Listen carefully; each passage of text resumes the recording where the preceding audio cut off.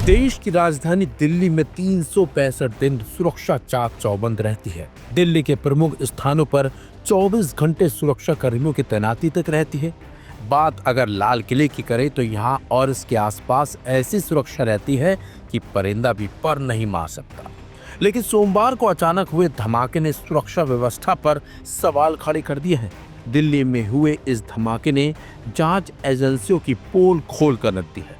लेकिन जिस i20 car में यह धमाका हुआ उसे लेकर लगातार चौंकाने वाले खुलासे हो रहे हैं।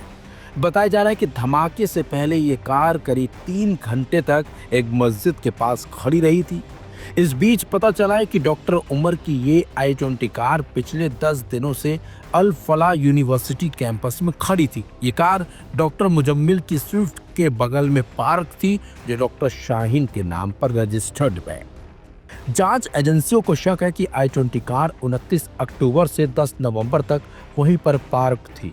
कार 29 अक्टूबर को खरीदी गई थी और उसी दिन पॉल्यूशन अंडर कंट्रोल सर्टिफिकेट के लिए बाहर ले जाई गई। सीसीटीवी फुटेज में 3 लोग इस दौरान नजर भी आए। 10 नवंबर की सुबह घबराए हुए डॉक्टर उमर ने i20 कार यूनिवर्सिटी से बाहर निकाली थी। इसके बाद कार को पहले कनॉट प्लेस और फिर मयूर बिहार इलाके में देखा गया। अंत में चांदनी चौक के सुनहरी मस्जिद पार्किंग में खड़ा इसे कर दिया गया। वहीं जांच एजेंसी के मुताबिक इस मॉड्यूल का हैंडलर विदेश से इसे ऑपरेट कर रहा था। वही फॉरेंसिक जांच में खुलासा हुआ है कि अमोनियम नाइट्रेट के साथ हाई ग्रेड मिलिट्री एक्सप्लोसिव का इस्तेमाल इसमें हुआ है। दिल्ली पुलिस और एजेंसियां अब विदेशी कनेक्शन की भी जांच में जुटी हुई हैं। लेकिन हैरानी की बात तो यह है कि दिल्ली ब्लास्ट से पहले और उसके बाद जिन जिन लोगों की गिरफ्तारियां हुई हैं उनका कहीं ना कहीं अल फलाह यूनिवर्सिटी से कनेक्शन निकला है। यही वजह है कि अल फलाह यूनिवर्सिटी में फरीदाबाद टेरर मॉड्यूल मामला और दिल्ली ब्लास्ट से जुड़े संदिग्धों की खोज और पूछताछ लगातार जारी है। फरीदाबाद पुलिस ने यूनिवर्सिटी में डॉक्टर मुजम्मिल के साथ काम करने वाले फैकल्टी मेंबर, यूनिवर्सिटी में पढ़ने वाले छात्रों और मेडिकल कॉलेज के प्रिंसिपल से भी पूछताछ की है। खबर है कि इस यूनिवर्सिटी के 52 से ज्यादा लोगों से पूछताछ की गई है। 6 लोगों को हिरासत में लेकर फरीदाबाद पुलिस टेरर मॉड्यूल के बारे में पूछताछ उनसे कर रही है। अल फलाह यूनिवर्सिटी के एक सूत्र ने बताया है कि डॉक्टर शाहीन, डॉक्टर उमर और डॉक्टर मुजम्मिल तीनों सीनियर डॉक्टर्स हैं। वहीं जिन 6 लोगों को यूनिवर्सिटी से हिरासत में लिया गया है वे ज्यादातर जूनियर डॉक्टर हैं। बताया जाता है कि इस यूनिवर्सिटी में 40% डॉक्टर्स कश्मीर से हैं। चलिए अब आपको बताते हैं कि आखिरकार अल फलाह यूनिवर्सिटी कहाँ है, इसे कौन चलाता है और यहाँ किन किन चीज़ों की पढ़ाई होती है। यूनिवर्सिटी परिसर में 3 कॉलेज चलते हैं। यहाँ Al Falah School of Engineering and Technology, Brown Hill College of Engineering and Technology, Al Falah School of Education and Training. इनका संचालन होता है इस कैंपस में। अल फलाह यूनिवर्सिटी की स्थापना हरियाणा विधानसभा द्वारा हरियाणा निजी विश्वविद्यालय अधिनियम 2006 के अंतर्गत अधिनियम पारित करके की गई थी। इसे 2014 में संशोधित किया गया था। अल फलाह यूनिवर्सिटी को 2025 पर विश्वविद्यालय अनुदान आयोग द्वारा यूजीसी अधिनियम 1956 की धारा 2F और 12B के अंतर्गत मान्यता दी गई थी। अल फलाह यूनिवर्सिटी कैंपस में ही Al Falah School of Medical Sciences and Research Centre भी। अल फलाह अस्पताल इसी का एक हिस्सा है। यहाँ 650 बिस्तरों वाला एक धर्मार्थ अस्पताल है। यहाँ डॉक्टर मुफ्त चिकित्सा सलाह देते हैं और मामूली कीमतों पर जांच सुविधाएं उपलब्ध होती हैं। 70 एकड़ में फैली यूनिवर्सिटी। फरीदाबाद जिले के धौज में अरावली की तलहटी में स्थित 70 एकड़ के हरे भरे क्षेत्र में अल फलाह विश्वविद्यालय फैला हुआ है। अल फलाह विश्वविद्यालय अल फलाह चैरिटेबल ट्रस्ट का एक प्रयास है। लेकिन जिस तरीके से अल फलाह यूनिवर्सिटी से जुड़े डॉक्टर इस केस में सामने आए हैं, शामिल हैं, और जिस तरीके से इस केस से जुड़े अन्य लोगों से पूछताछ की गई है, उससे कहीं ना कहीं इस यूनिवर्सिटी पर अब सवाल खड़े हो रहे हैं। फिलहाल जांच एजेंसी लगातार इस मामले में जुड़े हर पहलू से जांच कर रही है और लगातार यूनिवर्सिटी में जांच पड़ताल भी चल रही है और जो लोग इस केस से जुड़े हैं उनसे पूछताछ भी जारी है। इसी बीच एक शख्स ऐसा भी सामने आया है जिसने इस डॉक्टर से अपनी बेटी का इलाज कराया था। उसने बताया कि डॉक्टर कहाँ रहते थे और किस तरीके से वो लोगों के साथ उनका व्यवहार रहता था।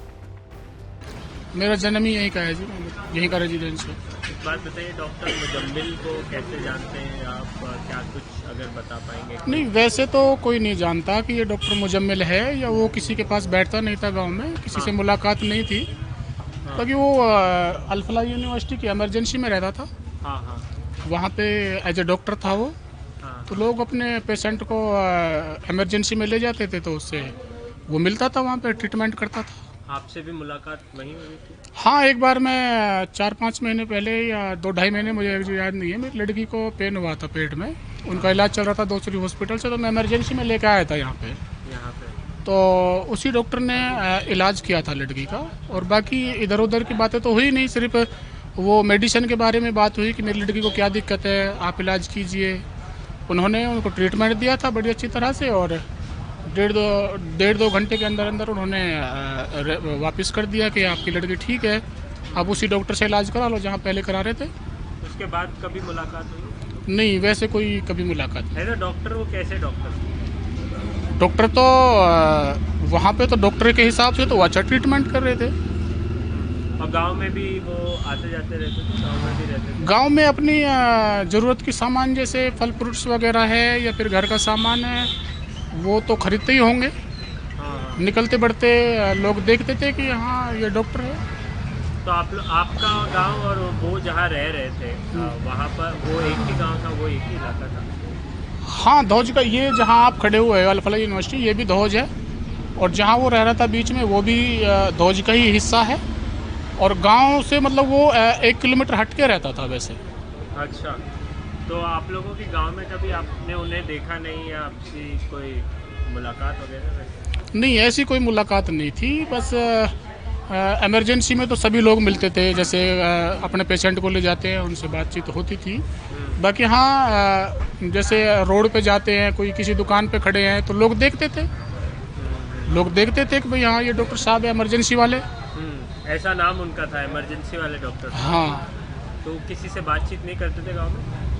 बहुत कम, किसी से बस सलाम वगैरह करके अपना पैसा लेके सामान लेकर वापस चल जाते। क्या क्या सामान वगैरह मतलब लेते थे? सामान जैसे फल फ्रूट्स हो गया, अपना घर का कोई सामान। गांव में? हाँ, गांव बाजार है ना, बाजार मार्केट से अच्छा, खरीदते थे। और कभी कोई राब्ता नहीं रहा आप लोगों? नहीं, हमारा ऐसा कोई राब्ता नहीं था उससे, बस एज एक डॉक्टर राब्ता था कि डॉक्टर अच्छे थे वो? डॉक्टर तो मेरी लड़की की ठीक हो गई तो मैं कहूँगा कि हाँ अच्छा था वैसे तो। बाकी उनका बिहेवियर कैसा था? बिहेवियर तो जी जब जानते हैं ना आदमी, किसी के पास घंटे 1.5 घंटे बैठे या उससे मेडिसिन से अलग कोई बातें करे, तो जब कुछ नेचर समझ में आता है। हमारी तो उनसे सिर्फ मेडिसिन के अकॉर्डिंग बात हुई है कि मेरी लड़की को ठीक कर दीजिए, आप मेडिसिन का ट्रीटमेंट करिए। और गांव में किसी से बात नहीं करते थे वो? गांव में तो कोई किसी से को ज़्यादा बैठना ना उनका हमने कभी सुना नहीं कि वो डॉक्टर साहब उनके पास बैठते हैं या उनके पास बैठते हैं, ऐसा कभी सुना नहीं।